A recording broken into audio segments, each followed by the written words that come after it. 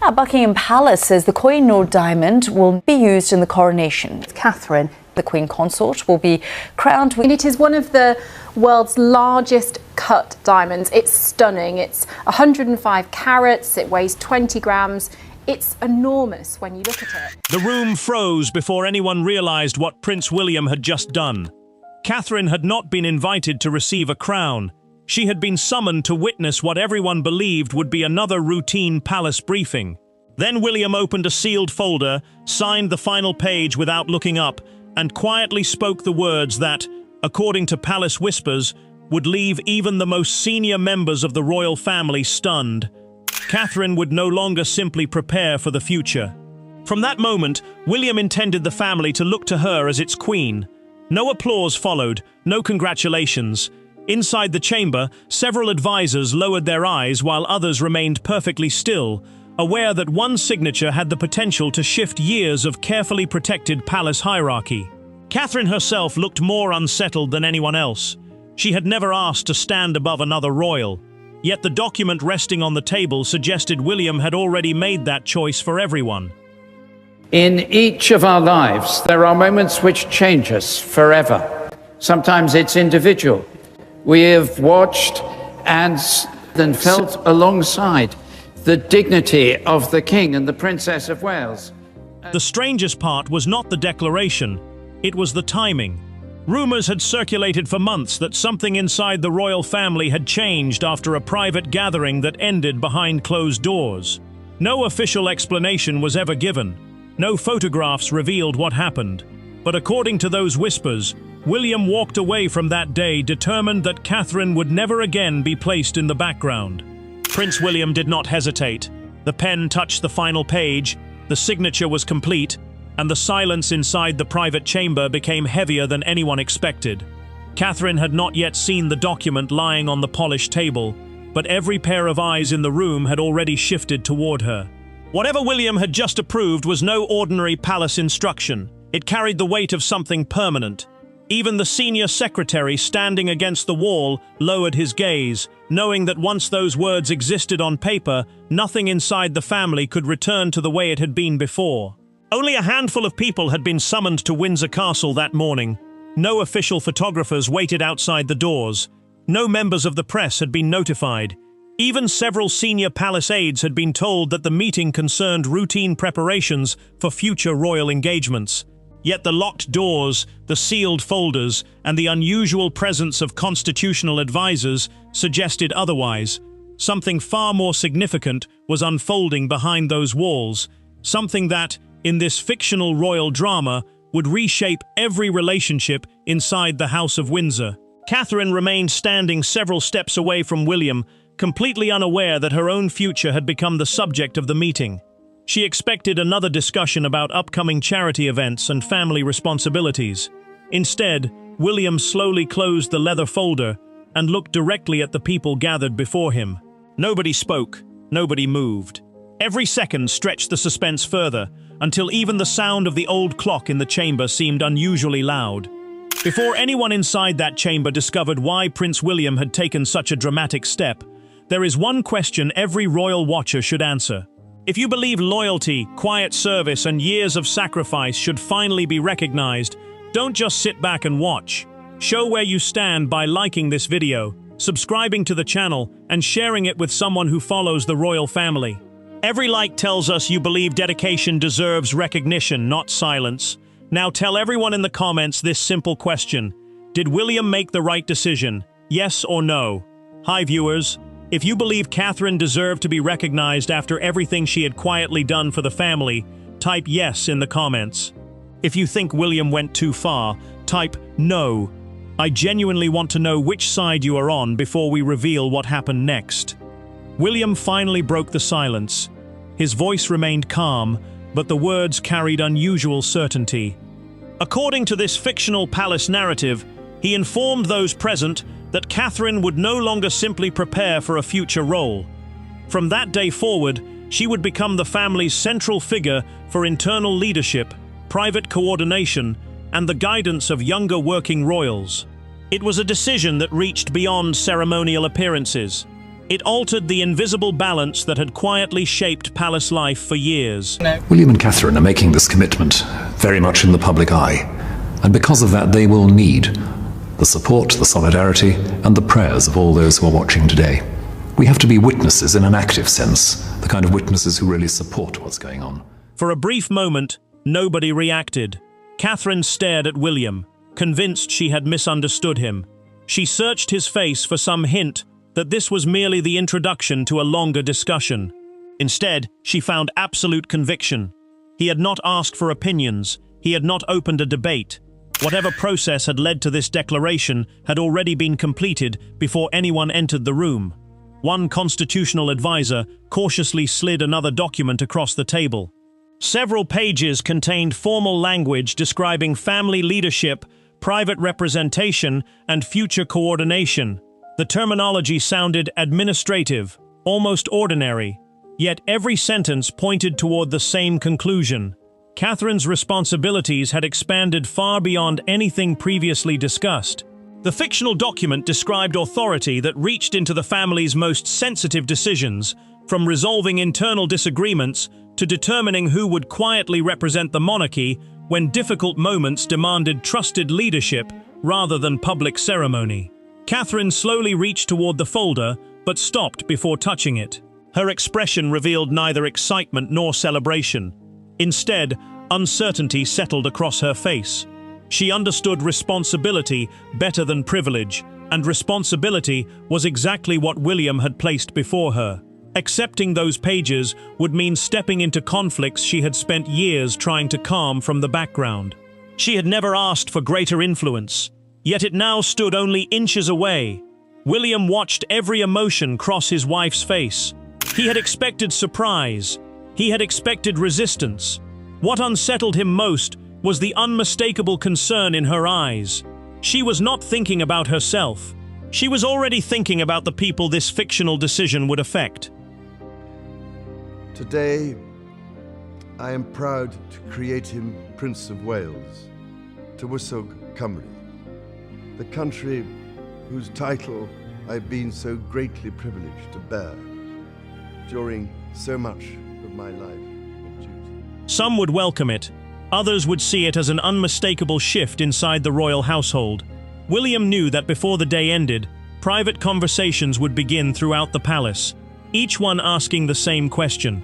Why now? No answer came immediately, because another sound interrupted the room. 3 slow knocks echoed against the chamber doors.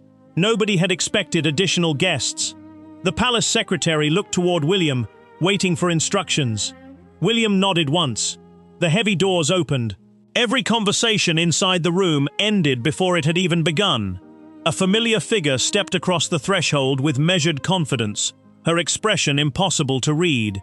She had not been listed among those invited to the confidential meeting, yet somehow she knew exactly where to find it.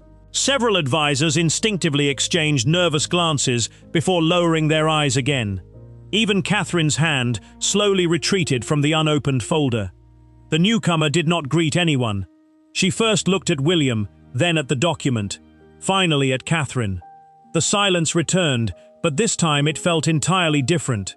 According to this fictional narrative, that single unexpected arrival transformed what had been a private declaration into the beginning of a much deeper palace struggle, one whose origins reached back to a forgotten moment months earlier, a moment William had never truly forgiven, and one that almost nobody outside the palace had ever heard about. The freezing December wind cut through the heavy stone courtyard of Sandringham House, but inside the private family drawing room, the chill was far more dangerous. It was 3 months before the signed declaration at Windsor Castle, and a quiet, brutal exclusion was unfolding in real time. Catherine stood near the tall, arched window, holding a heavy porcelain teacup that she had not once brought to her lips. She was not meant to be standing alone. For weeks, the official schedule had designated this private evening gathering as the moment she and William would present the restructured charitable vision for the royal household. It was a strategy designed to streamline operations and bring modern efficiency to a family bracing for transition. Yet, as the room filled with senior courtiers, legal representatives, and members of the household staff, Catherine was quietly, systematically isolated. Every time she stepped toward a group of senior advisors, a senior private secretary would subtly pivot, shifting the conversation toward traditional ceremonial duties. With Catherine beside him, our new Prince and Princess of Wales will, I know, continue to inspire and lead our national conversations, helping to bring the marginal to the centre ground. The message was unspoken, yet unmistakably deliberate. She was to be viewed as a graceful public figure, a smiling presence for the cameras, but never a voice in the room where decisions were forged. Across the room, Queen Camilla moved among the guests with practiced ease, engaged in quiet, intense whispers with King Charles's most trusted legal counsel. The atmosphere was thick with unspoken directives. A draft agenda for the upcoming year lay open on a side table. On that paper, Catherine's primary initiatives had been quietly moved to secondary annexes, listed under advisory committees that held no real executive authority. It was a total, silent dismantling of her authority, executed so smoothly that an outsider would have mistaken it for routine administrative reorganization. William stood near the fireplace, watching the scene play out with a cold, sharpening focus. He saw the subtle turns of shoulders away from his wife. He saw the way senior aides bypassed her to deliver confidential briefings directly to the Queen's private team. Most of all, he saw Catherine's quiet dignity in the face of a calculated humiliation. She did not raise her voice. She did not make a scene. She simply held her posture, absorbing the sting of being erased from the very strategy she had spent months helping to design. This was not an accident. It was an assertion of power. In the quiet hierarchy of the palace, subtle positioning speaks louder than public announcements. By reducing Catherine's role in private meetings, those resistant to change were ensuring that when future constitutional transitions occurred, the traditional balance of influence would remain entirely untouched. William moved across the Persian rug, his boots making no sound against the thick weave, stopping directly beside the king's primary private advisor. He asked a single, blunt question about why the charitable briefing papers had been altered without his knowledge. The advisor hesitated, glancing nervously past William toward the king, who was currently engaged in conversation near the display cases. The advisor offered a carefully rehearsed explanation, citing traditional protocol, timing considerations, and the need to preserve established lines of household communication. It was an answer that explained nothing and confirmed everything. William turned his gaze toward his father. King Charles stood only a few yards away, fully aware of the tension humming through the room. The king looked tired, the physical toll of his ongoing health treatments evident in the lines around his eyes and the slight stoop of his shoulders. When William caught his father's eye, expecting support or at least an intervention to restore the agreed plan, Charles paused. For a long, agonizing second, the king looked between his son, his wife, and the silent, dignity-bound figure of Catherine by the window. Then, Charles looked away. The king took a slow sip from his glass and resumed his conversation with a visiting dignitary, choosing peace within his immediate household over the uncomfortable conflict of enforcing his son's authority. That single turn of the head was the true catalyst. It signaled to every advisor in the room that the pushback against Catherine had tacit permission from the top. In that exact moment, something fundamental broke inside Prince William. The hesitation from the reigning monarch created a power vacuum, and William realized that relying on traditional approval channels would only lead to Catherine being permanently sidelined. The ancient palace machinery was protecting itself by slowly, quietly neutralizing the very person who represented its future. Let us pause and look at this clearly. If you watch someone you love carry the weight of a historic institution with absolute grace, only to be systematically silenced behind closed doors by those protecting their own status, would you sit back and accept it? Would you let fear of conflict keep you quiet? Or would you take a stand regardless of the cost? If you have the courage to stand up for integrity when it matters most, subscribe to this channel right now. Do not scroll past. Hit that subscribe button and turn on notifications immediately, because if you remain passive now, you miss the vital details of how true leadership fights back when backed into a corner. Catherine caught William's eye from across the room. She gave him a microscopic shake of her head, a silent plea for him not to cause an open scene in front of the assembled household. She was willing to endure the immediate slight to protect the public standing of the family, but her selflessness only hardened William's resolve. He watched a junior aide take the revised schedule folders and lock them into a leather briefcase. The silent coup was complete. Catherine had been effectively removed from the core administrative loop, her name relegated to ceremonial appearances, while the true authority remained concentrated within the older branch of the household. William did not raise his voice. He did not engage in an argument with the advisors who had orchestrated the shift. Instead, he stepped closer to Catherine, placing a steady hand on the small of her back. She looked up at him, her eyes reflecting the deep emotional fatigue of playing by rules that were constantly being rewritten to her disadvantage. William leaned down and whispered a private, unbreakable promise into her ear. He swore to her that this night would be the very last time anyone inside the palace walls ever treated her as secondary. He promised that the next time a document was drawn up regarding the future of the monarchy, it would not be a draft subject to the approval of courtiers.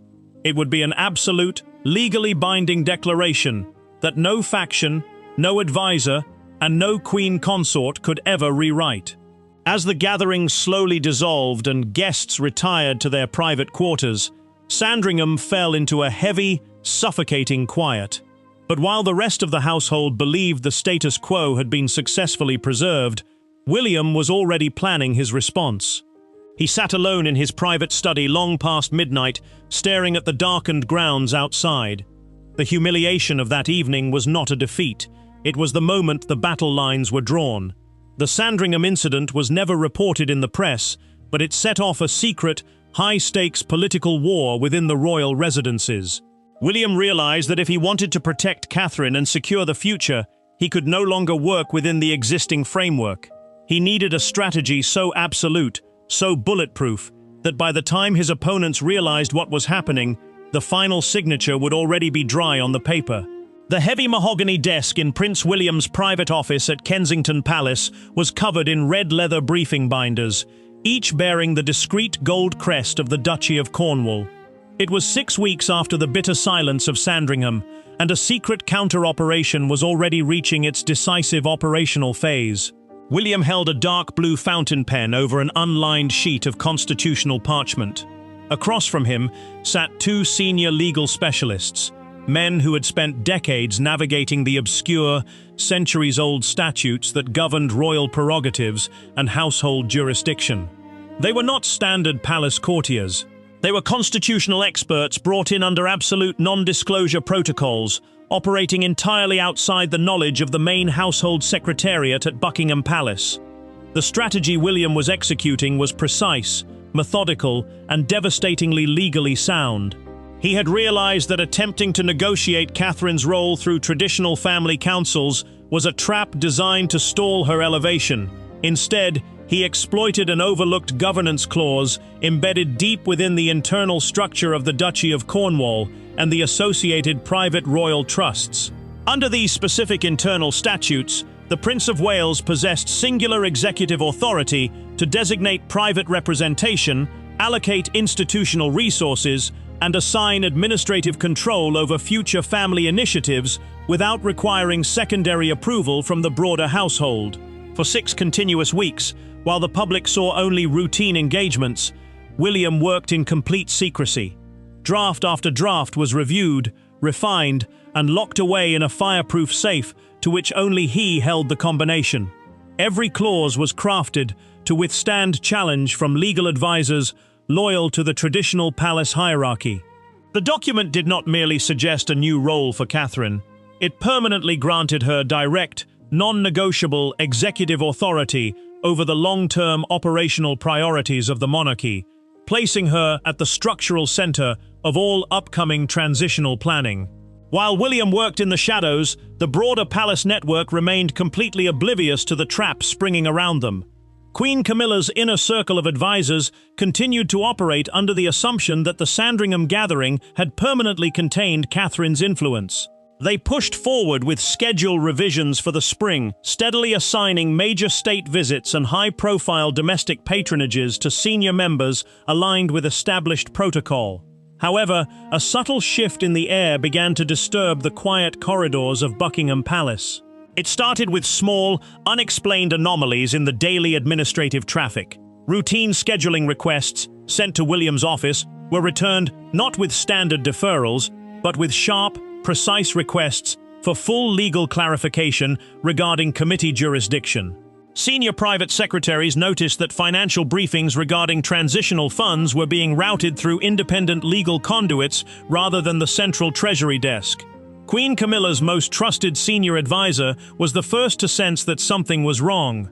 During an early morning review of internal governance schedules, he requested a routine update on the spring briefing materials for the king. The administrative clerk at the central desk hesitated, sliding a single, unannotated reference card across the polished counter. On it was a tracking reference number indicating that a master file had been checked out under the direct authority of the Prince of Wales 3 weeks prior and had not been returned to the General Archive. When the advisor attempted to access the backup digital files, he encountered an immediate security lockout. The file had been classified as an internal sovereign prerogative document, accessible exclusively by the Prince of Wales and his designated legal counsel. The realization hit the Queen's inner circle with the cold force of a winter storm. William had not been sulking in the aftermath of Sandringham. He had been quietly constructing an unassailable legal perimeter around his wife's authority, using the very rules of palace governance to bypass those who sought to marginalize her. If you are watching this right now, and you still choose to stay silent while dedicated people are undermined by hidden games, ask yourself what kind of loyalty you actually stand for. Most people look away because taking a stand requires real courage. If you have the spine to support those who protect their family against all odds, smash the subscribe button immediately. Do not hesitate. Subscribe right now, hit that notification bell, and prove that you stand for integrity when others choose passive cowardice. The tension within the palace reached a fever pitch during a confidential strategy briefing convened in late afternoon. Queen Camilla entered the private meeting room, expecting a routine update on upcoming public engagements. Instead, she found her chief legal representative standing by the window, holding a photocopied excerpt of an internal memorandum that had been discreetly leaked from the legal registry. The document did not contain emotional arguments or personal grievances. It was a cold, impeccably drafted framework that outlined the structural transfer of internal household leadership to the Princess of Wales. Every contingency had been anticipated. Every legal counter-argument had been methodically dismantled before it could even be uttered. The memorandum revealed that William had secured formal written acknowledgements from key constitutional trustees weeks earlier, rendering any attempt to veto the declaration legally impossible without creating a public constitutional crisis. Camilla stared at the pages, her face unreadable, but the subtle tightening of her jaw betrayed the shock beneath her calm exterior. For months, her supporters had operated under the belief that time and traditional protocol were on their side. Now, in a single stroke, William had rewritten the balance of internal power without raising his voice, without leaking to the press, and without seeking permission. The chief advisor leaned in, whispering that their team was frantically looking for a loophole, a procedural flaw that could delay the implementation of the decree. But deep down, everyone in that room understood the truth. William had outmaneuvered them completely. He had used their own reliance on rigid legal structures against them, turning internal procedure into an absolute shield for Catherine. As the meeting disbanded in hushed, anxious whispers, a junior staff member stepped out into the grand hallway carrying a sealed black leather portfolio. It contained the final master copy of the declaration, bound and ready for the formal signatures that would take place at Windsor Castle. Attached to the inner cover was a brief, archived, handwritten note from William to his primary legal advisor, written on the very night of the Sandringham incident. The note contained only 2 sentences, revealing the terrifying foresight behind his actions. It stated that their opponents would rely on tradition to enforce silence, and therefore tradition would be used to enforce Catherine's absolute elevation. William had anticipated every objection, every maneuver and every delay months before anyone else even realized a battle had begun. The trap was now fully set. The document was moving toward Windsor Castle, where the final confrontation would bring the hidden war into the sharp, unforgiving light of reality. The heavy oak door of the king's private study at Windsor Castle slammed shut with a sharp, echoing crack that vibrated through the silent corridor outside. Inside, the tension was suffocating. Prince William stood just inches from his father's desk, refusing the seat offered to him, his hands resting flat on the dark wood surface, while King Charles looked up at his eldest son with a mixture of disbelief and deep fatigue. The confrontation had begun without pleasantries. William had placed the finalized declaration directly over the open state papers on the king's desk. Charles had barely skimmed the first 2 paragraphs before realizing the magnitude of what William was demanding. This was not a proposal for royal duties or a schedule request for upcoming public appearances. It was an absolute, non-negotiable decree establishing Catherine as the central executive authority for internal household strategy and future transitional governance. Charles leaned back in his chair, his voice tight, as he warned his son about the institutional damage of forcing such a drastic shift. The king spoke of balance, of fragile family unity, and the dangerous precedent of bypassing established household councils. He argued that moving with such aggressive speed would humiliate Camilla's supporters and create a permanent rift within the royal quarters. William did not yield an inch. His response was ice cold, devoid of emotional pleading or childish anger. He reminded his father of the December evening at Sandringham, pointing out that the quiet humiliation inflicted on Catherine had created the very rift the king now claimed to fear. William stated clearly that when the institution failed to protect the person holding up its future, the future was forced to take command of itself. For nearly an hour, father and son engaged in a bitter, low-voiced battle of wills. Charles attempted to invoke his authority as monarch, suggesting that he could withhold his personal blessing from the operational rollout. But William had prepared for that exact threat. He calmly referenced the legal opinions attached to the binder, reminding the king that the executive power being deployed was tied directly to his own legal rights as Prince of Wales and trustee of the duchy. The king was being presented not with an opportunity to grant permission, but with a reality he could only accept or publicly fight. Seeing the absolute determination in his son's eyes, Charles finally stopped arguing. The exhaustion of his health battles and the weight of his crown seemed to settle heavily on his shoulders. He looked at the document, then up at William, recognizing that the balance of raw political power within the family had irreversibly shifted toward the next generation. While the men clashed behind locked doors, another encounter of equal psychological intensity was taking place in the garden gallery. Queen Camilla had requested a private meeting with Catherine, expecting to find a nervous, defensive daughter-in-law ready to negotiate or apologize for the disruption. Instead, Catherine stood by the tall glass doors, calm, composed, and completely unshakable. She did not raise her voice, nor did she adopt an attitude of victory. She simply waited for the queen consort to speak. Camilla began by addressing the symbolic weight of the move, cautioning Catherine that taking on such explicit operational power would make her a target for intense criticism, both internally and from the public. She questioned whether Catherine was truly prepared for the unrelenting pressure of stepping into a role that traditionally belonged to the reigning monarch and consort. Camilla suggested that withdrawing the document would preserve family harmony during a sensitive period for the king's health. Catherine's reply was spoken with quiet, absolute dignity. She looked directly at Camilla and stated that harmony could not be built on the systematic erasure of duty. She explained that she had never sought power or status, but when duty required her to step forward to ensure the stability of the monarchy, she would not shrink back to spare the feelings of those who had quietly worked against her.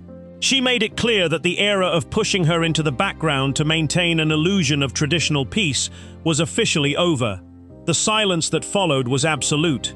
Camilla recognized in that moment that Catherine was no longer the soft-spoken, patient figure who could be managed by palace courtiers. She was a future queen who understood the full weight of her position and was prepared to wield it without fear. If you are listening to this right now and you still intend to scroll away without taking a stand, then you are choosing to accept the very cowardice that allows good people to be undermined. Most people lack the courage to stand up for truth when the stakes are high. If you are not one of those weak observers, prove it right now. Click that subscribe button immediately. Hit the notification bell this second, or admit to yourself that you would rather watch from the sidelines while others fight the battles that matter. Outside the private apartments, the atmosphere among senior palace staff was approaching total panic. Rumors of the intense private meetings had leaked through the household ranks. Communications teams, legal secretaries, and security detail officers were moving rapidly between offices, attempting to decipher what the changes would mean for the official schedule. Draft press releases were being prepared, scrutinized, and discarded in real time. The entire palace apparatus was bracing for an announcement that would signal a seismic shift in how the monarchy presented itself to the world. Later that evening, a private council was assembled in the drawing room adjoining the king's study. The air was charged with nervous energy as senior advisors took their places around the table. William stood beside Catherine, his posture rigid and protective. Across from them sat Charles and Camilla, flanked by their primary legal representatives. The official declaration lay in the center of the table, pristine and terrifying in its finality. The debate had ended. The legal reviews had cleared every paragraph. All that remained was the formal acknowledgement of the reality William had spent months constructing in secret. Charles looked around the room at the faces of his advisors, seeing the quiet resignation in those who had fought the change and the steady focus in those who supported the new direction. The king cleared his throat, raised his hand, and signaled to his private secretary that the meeting was officially in session. The palace was about to prepare an announcement that would redefine the public perception of the royal family forever. But as the ink dried on the final internal directives, a chilling question lingered in the minds of everyone present. Would this decisive move unite the institution behind its future, or had William unleashed a silent internal war that no formal document could ever truly control? The heavy red wax seal cracked under the deliberate pressure of the sovereign crest ring, stamping the royal cipher onto the final page of the executive decree. The sound echoed through the high ceilings of the council chamber like a pistol shot, signaling the absolute end of months of bitter internal resistance. Prince William stepped back from the table, his expression unreadable as the palace secretary carefully folded the document into its official leather casing. The internal announcement was no longer a matter of private debate or confidential strategy. It was now binding household policy. Across the room, King Charles rose slowly from his seat, turning to address the assembled senior staff, legal counsel, and household directors. The king cleared his throat, his voice steady despite his visible fatigue, as he formally acknowledged that the Princess of Wales would henceforth lead all strategic operations for the family's future transitional initiatives. There were no objections left to speak. The senior advisors loyal to the traditional hierarchy stood in absolute stunned silence, realizing that the balance of internal power had been permanently reshaped right before their eyes. Catherine stood at William's side, her posture graceful and relaxed, taking on the massive burden of operational authority, not with personal triumph, but with deep, quiet humility. She looked toward the king and offered a respectful bow of her head, acknowledging the gravity of the moment and the sacrifice required to reach this point. Queen Camilla observed the scene with a cold, reflective calm, understanding that the legal frameworks drafted by William were entirely unassailable. She chose dignity over conflict. She stepped forward, extending her hand to Catherine in a public show of unity that signaled to every courtier in the room that the battle was officially over.